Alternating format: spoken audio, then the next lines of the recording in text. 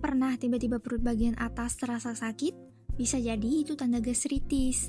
Ya, daripada nebak-nebak, mending kenalan dulu deh sama penyakit satu ini.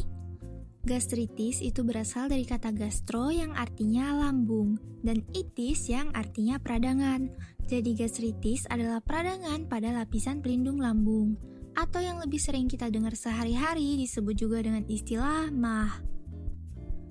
Penyebab gastritis bisa datang dari pola hidup yang tidak sehat, seperti makan dalam jumlah berlebihan, makan terlalu cepat, sering telat makan, sering konsumsi makanan yang terlalu asam atau pedas. Yang udah ngebayangin setelah ini makan seblak level 10, hati-hati ya, jangan gaspol terus. Selain itu, konsumsi alkohol dan kebiasaan merokok juga bisa memicu gastritis. Jadi, yang lagi mikir mau coba-coba rokok atau alkohol, skip aja deh, nggak worth it buat lambung kamu. Gastritis juga bisa disebabkan oleh infeksi bakteri Helicobacter pylori. Sering minum obat anti nyeri seperti ibuprofen atau aspirin yang termasuk golongan NSAID atau non-steroidal anti-inflammatory drug. Terus bisa juga akibat terapi radiasi. Obat anti nyeri ini memang bantu ngurangin sakit, tapi bisa mengiritasi lapisan pelindung lambung kalau dipakai berlebihan. Nah, untuk gejala gastritis bisa berupa nyeri di ulu hati atau perut bagian atas, mual dan muntah, perut terasa kembung, sakit kepala, sensasi panas atau terbakar di perut, nafsu makan berkurang, sering bersendawa, kadang juga bisa muncul demam atau cegukan. Kalau habis makan malam mual dan kembung terus, bisa jadi tanda-tanda nih. Biar nggak ketukar, penyebab itu hal yang langsung bikin gastritis. Faktor resiko itu hal yang bikin peluang kamu kena gastritis lebih besar. Nah, faktor resiko gastritis itu ada faktor perilaku, yaitu pola makan yang tidak sehat, seperti sering konsumsi makanan pedas, asam, berminyak, bersoda, dan coklat.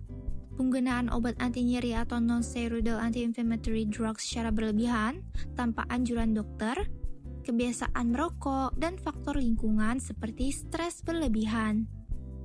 Stres juga bisa meningkatkan produksi asam lambung yang lama-lama bisa bikin lambung kamu protes.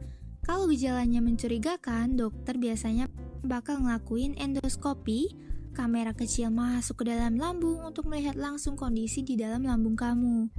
Tes darah lengkap buat melihat tanda-tanda anemia atau infeksi, tes feses buat deteksi darah tersembunyi di tinja.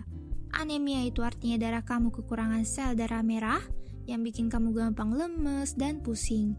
Tinja itu ya bahasa lainnya kotoran manusia.